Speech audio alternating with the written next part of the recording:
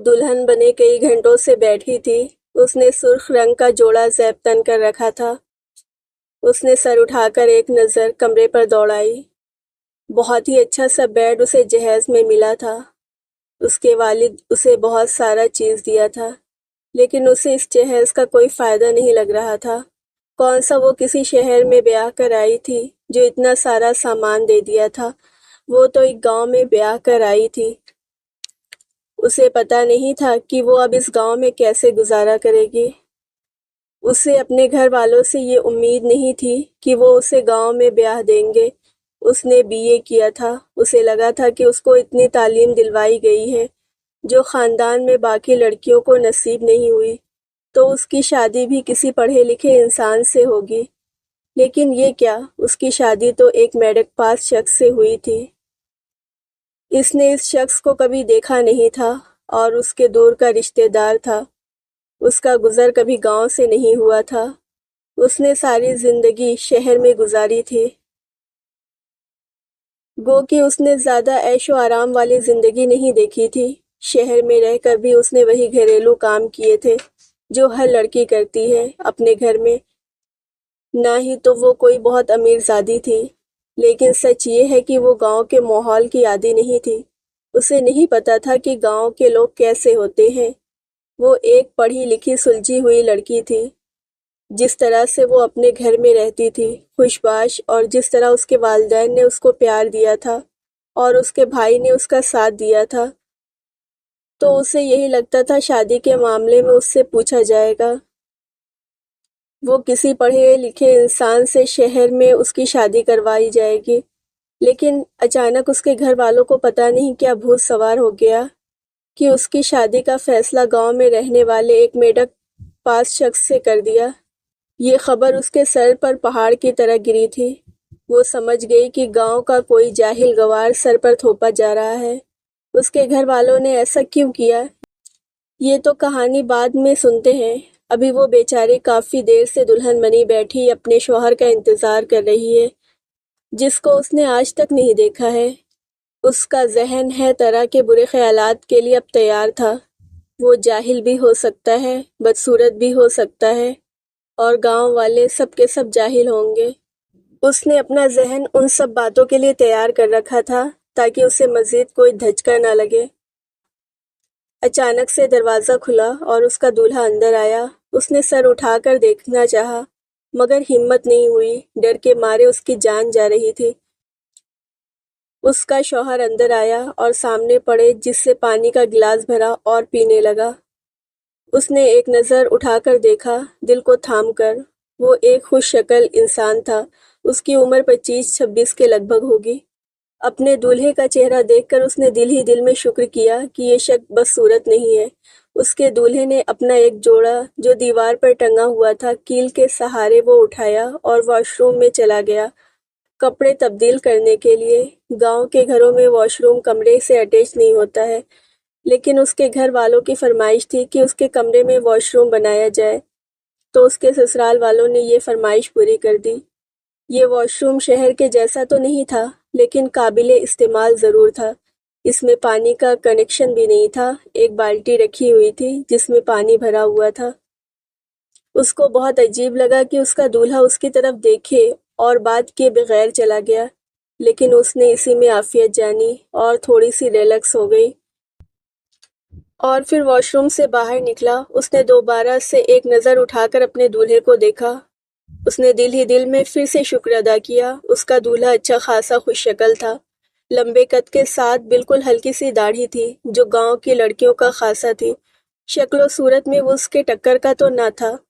वो खुद बेहद हसीन थी, मगर इतना गया गुजरा भी नहीं था।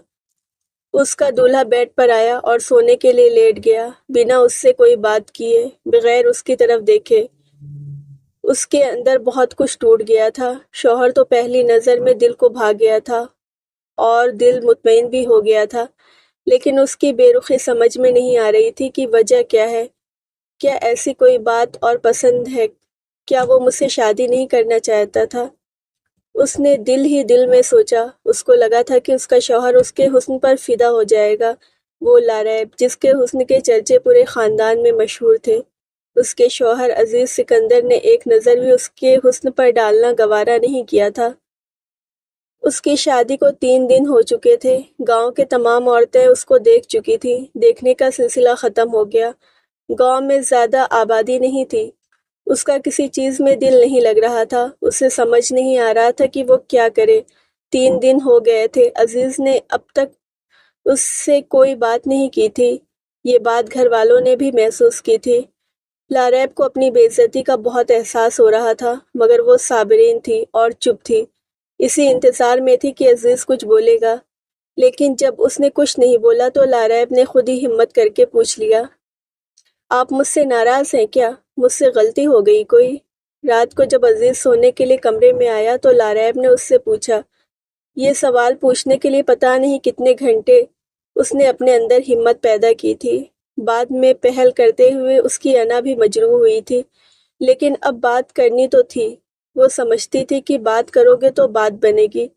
جو بھی تھا اس نے عزیز کو دل سے قبول کر لیا تھا اور اس کو اچھا بھی لگ رہا تھا۔ نہیں جی، آپ پڑھے لکھے لوگوں سے تو کوئی غلطی نہیں ہو سکتی۔ غلطی تو ہم جیسے جاہل گوار والوں سے ہوتی ہے جنہوں نے آپ سے رشتہ جوڑ لیا۔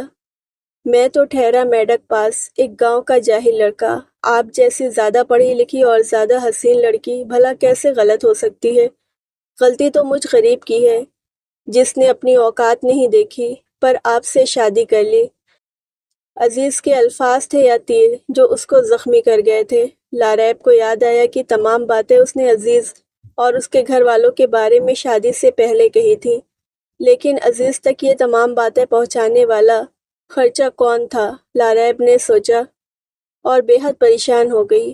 ہاں، اس نے یہ سب شروع میں کہا تھا، اس کا ری ایکشن نیچر تھا، لیکن وہ کبھی بھی نہیں چاہتی تھی کہ عزیز تک یہ ساری باتیں پہنچے۔ اس کو تو یہ یاد آیا کہ اس نے اپنی ماں سے یہ بات کہی تھی تو اس کی کچھ رشتہ دار خواتین بھی اس وقت گھر پر موجود تھی۔ انہی میں سے کسی خواتین نے یہاں کی ساری باتیں عزیز کے سامنے کہی ہوں گی۔ لاریب کا دل ایک دم بجھ گیا۔ اس کا گھر بسنے سے پہلے بکھر گیا تھا۔ کوئی بھی شخص شادی سے پہلے اپنے ہونے والی بیوی کے اس طرح کے الفاظ سن لے تو ضرور اس کو بہت برا لگے گا۔ عزیز صحیح کہہ رہا تھا، اس کو واقعی بہت دکھ ہوا تھا۔ ضرور، لاریب نے دل میں سوچا۔ وہ آگے سے عزیز سے کوئی جواب نہیں دے سکی۔ عزیز کروٹ لے کر سونے کی کوشش کرنے لگا۔ لاریب کا دل اتنا برا ہو گیا کہ اس کو سمجھ میں نہیں آ رہا تھا کہ وہ کیا کرے۔ عزیز کو منائے کیسے؟ اپنی صفائی پیش کرے؟ زیادہ دیر کرنے سے بہتر ہے کہ ابھی ان کو منا لوں۔ لاریب نے دل میں سوچا اور ایک بار پھر سے ہمت کی۔ کرنے کے لیے اس نے تھوڑا سا کھانس کر گلا صاف کیا۔ پہلے اپنے دماغ میں منافق الفاظ ترتیب دے رہی تھی جو عزیز کو قائل کر لیں۔ میں نے ایسا کچھ نہیں کہا، یقیناً آپ کو کوئی غلط فہمی ہوئی ہے۔ میں نے تو بس امی سے اتنا کہا تھا کہ میں گریجویٹ ہوں تو میرا شوہر بھی گریجویٹ ہونا چاہیے۔ اس بات کا یہ ہرگز مطلب نہیں تھا کہ میں آپ کو یا آپ کے گھر والوں میں سے کسی کو جاہل کہہ رہی ہوں۔ میرا وہ مطلب نہیں تھا۔ جس نے بھی آپ کو یہ بات کہی ہے اس نے میری بات کو غلط رنگ دے کر آپ تک پہنچایا ہے۔ میں شادی سے بہت مطمئن ہوں۔ مجھے کسی سے کوئی شکوہ نہیں ہے۔ لاریب کہہ کر خاموش ہو گیا اور عزیز کے جواب کا انتظار کرنے لگی۔ اس کا دل بہت زوروں سے رو رہا تھا، پتہ نہیں آگے کیا جواب آئے گا۔ بات جس انداز میں کہی جائے لیکن اس کا مطلب یہی نکلتا ہے کہ میں کم پڑھا لکھا ہوں، گریجویٹ نہیں ہوں، آپ کی طرح آپ کے لائق نہیں ہوں۔ عزیز نے رخ دوسری طرف کیے ہوئے جواب دیا، اس کی طرف دیکھا بھی نہیں۔ لاریب کا دل مزید برا ہو گیا۔ اس کو سمجھ نہیں آ رہا تھا کہ اب وہ کیا کہے۔ اس کے دل سے ان عورتوں کے لیے بد دعائیں نکل رہی تھی جس نے عزیز سے کہا تھا، یہ بات پہنچائی تھی۔ لاریب نے سوچا تھا کہ وہ نخرے کرے گی، اس کا شوہر اس سے کم تر ہوگا، اس کے آگے جی حضوری کرے گا، لیکن یہاں تو گنگا ہی الٹی بہہ رہی تھی۔ لاریب نے پھر بات شروع کرنی چاہی۔ مجھے نیند آ رہی ہے، عزیز نے لاریب کی بات آدھی کاٹ کر کہا۔ لاریب خاموش ہو گئی تھی۔ وہ اٹھی اور اس نے لائٹ آف کر دی اور سونے کی کوشش کرنے لگی۔ نیند تو اب اس کو بالکل بھی نہیں آنے والی تھی۔ اس کو اپنی حالت پر بہت دکھ ہو رہا تھا۔ اس کو یقین نہیں آ رہا تھا کہ اس کو عزیز سے 3 دن میں ہی اتنی زیادہ محبت ہو گئی ہے۔ انسان کیا سوچتا ہے اور کیا ہو جاتا ہے۔ وہ اتنی حسین ہمیشہ اس کو لگتا تھا کہ اس کا شوہر اس کے ہو کے رہے گا، جو بھی اس کا شوہر بنے گا اس کے نخرے اٹھائے گا۔ اس نے کبھی خواب میں بھی نہیں سوچا تھا کہ اس کا شوہر اس کی طرف دیکھنا بھی گوارا نہیں کرے گا۔ عزیز کی عزت نفس مجروح ہوئی تھی۔ انسان خود تو محبت کرتا ہے، لیکن اس کے اندر یہ طلب ہوتی ہے کہ کوئی اس سے بھی محبت کرے، اور جب یہ طلب پوری نہیں ہوتی تو انسان ذہنی مریض بن جاتا ہے۔ لاریب کی شادی کو 10 دن ہو چکے تھے اور حالات جو کہ تو تھے۔ اس کے میکے جانے کا وقت آ گیا۔ اس کو کچھ دن کے لیے اپنے میکے جا کر رہنا تھا۔ یہاں کا رواج تھا۔ ان حالات میں اس کو بالکل بھی دل نہیں چاہ رہا تھا کہ میکے جانے کو، حالانکہ ہر لڑکی کا دل چاہتا ہے کہ وہ شادی کے بعد جلدی سے اپنے گھر والوں کے پاس جائے، لیکن اس وقت اس کی زندگی بہت ڈسٹرب تھی۔ وہ جانتی تھی کہ اگر اس طرح شکل لے کر وہ اپنے ماں باپ کے پاس گئی تو ضرور سوچیں گے کہ کوئی نہ کوئی گڑبڑ ہے اور وہ خوش نہیں ہے۔ اپنے ماں باپ کے پاس جانے سے پہلے اس کو ہر حال میں عزیز کو منانا تھا، کیونکہ وہاں بہت دن کے لیے رہنے جا رہی تھی۔ اس طرح سے زیادہ دن دور رہ کر اس کی شادی شدہ زندگی بہت پیچھے رہ جانے والی تھی۔ اس کی ایک ہی نند تھی جو اس کی حالت سمجھ رہی تھی۔ بالآخر ایک دن اس سے پوچھ ہی لیا، بھابھی آپ اور بھائی میں کوئی مسئلہ چل رہا ہے کیا؟ یہ بات مجھ سمیت امی اور تمام گھر والوں نے محسوس کی ہے۔ امی چاہتی ہیں کہ میں اس سلسلے میں بات کروں۔ وہ سمجھتی ہیں کہ میں آپ کی ہم عمر ہوں، اس لیے آپ مجھے بتائیں گی، اس کی نند ناز نے کہا۔ گاؤں کے لوگ بالکل بھی جاہل نہیں تھے۔ اس کا اندازہ بالکل غلط تھا۔ اس کے برعکس گاؤں کے لوگ سلجھے ہوئے تھے۔ اس کو جاہل نہیں بلکہ سادہ کہا جا سکتا تھا۔ وہ جب سے آئی تھی اس کے گھر والوں کا رویہ اس کے ساتھ بہت اچھا تھا۔ اس کی ایک نند تھی جو غیر شادی شدہ تھی، جو یہاں رہتی تھی۔ باقی 3 جن کی شادی ہو چکی تھی وہ اپنے بال بچوں سمیت اپنے گھر میں تھی۔ ان کے 2 چھوٹے دیور تھے، وہ بھی اس سے بہت عزت کیا کرتے تھے۔ ناز نے جب یہ سوال پوچھا تو لاریب خود پر قابو نہ پا سکی اور پھوٹ پھوٹ کر رونے لگی۔ اس کا دل واقعی چاہ رہا تھا کہ وہ بہت روئے، کسی کے سامنے کسی کو اپنا حال دل بتائے۔ اب اس کو ناز مل گئی تھی۔ ناز ایک دم سے اٹھی اور اس نے لاریب کو گلے سے لگا لیا۔ کیا ہو گیا ہے؟ آپ اتنا کیوں رو رہی ہیں؟ مجھے بتائیں کیا ہوا ہے آخر؟ ناز نے پریشان ہو کر پوچھا تو لاریب نے سارا کچھ اس کو بتا دیا۔ ہاں بھابھی، آپ کے ہاں سے کچھ عورتیں ہو کر ہمارے پاس آئی تھیں۔ انہوں نے آپ کی کہی ہوئی باتیں بھائی کے سامنے دہرائیں تو بھائی اس وقت بہت غصے میں آئے اور کہا کہ میں اس لڑکی سے بالکل بھی شادی نہیں کروں گا۔ لیکن شادی کی تاریخ طے ہو چکی تھی اور شادی کا مطلبی ہونا ممکن نہیں تھا۔ بھائی نے صاف انکار کر دیا تھا۔ اصل میں میرے بھائی بہت حساس طبیعت کا ہے۔ وہ اپنی برائی برداشت نہیں کر سکتا ہے، اور ان خواتین نے بات ہی کچھ ایسے انداز میں کہی تھی کہ ہم کو بھی بہت برا لگا تھا اور ہمارا دل بہت ٹوٹ گیا تھا۔ لیکن جب آپ یہاں آئی تو پھر ہم خوش ہو گئے آپ کو دیکھ کر۔ لیکن بھاوی کے دل میں یہ بات بیٹھ چکی ہے، ان کی عزت نفس کو ٹھیس پہنچی ہے۔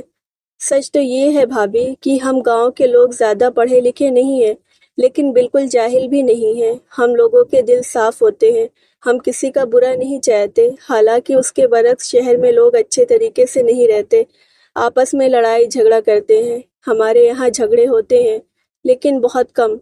گاؤں میں پیار محبت بہت زیادہ ہے۔ خیر اس بات کو چھوڑیں اور آپ بھائی کو منانے کا سوچیں۔ ناز نے ساری بات اس کو بتا دی تو اس کے سامنے بھی شرمندہ ہوئی۔ یقین مانو ناز، میرا ایسا کوئی مطلب نہیں تھا۔ اصل میں نے آج سے پہلے گاؤں اور گاؤں کے لوگ نہیں دیکھے تھے، تو میرے ذہن میں یہ تصور بیٹھا ہوا تھا۔ دیکھ لیا ہے تو اپنے الفاظ پر شرمندہ ہو رہی ہوں۔ میں نے عزیز کو منانے کی بہت کوشش کی لیکن وہ نہیں مانے۔ اب تم ہی بتاؤ میں کیا کروں؟ لاریب پھر رونے لگی۔ بھابھی، آپ کو بھائی پسند تو آئے ہیں نا؟ میرے بھائی بہت اچھے ہیں، بہت محبت کرنے والے۔ میٹک کے بعد انہوں نے زمینوں کا سنبھال لیا تھا، لیکن وہ بڑے بھائی ہیں اور انہی کو سنبھالنا ہے، باقی دونوں چھوٹے ہیں۔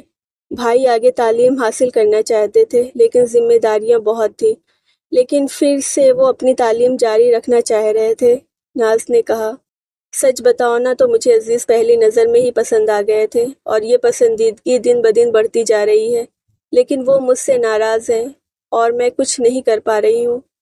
لیکن بھابھی، آپ کو ہمت کرنی ہوگی، آپ ہیں جو انہیں منا سکتی ہیں، ہم میں سے کوئی بھی نہیں کر سکتا ہے۔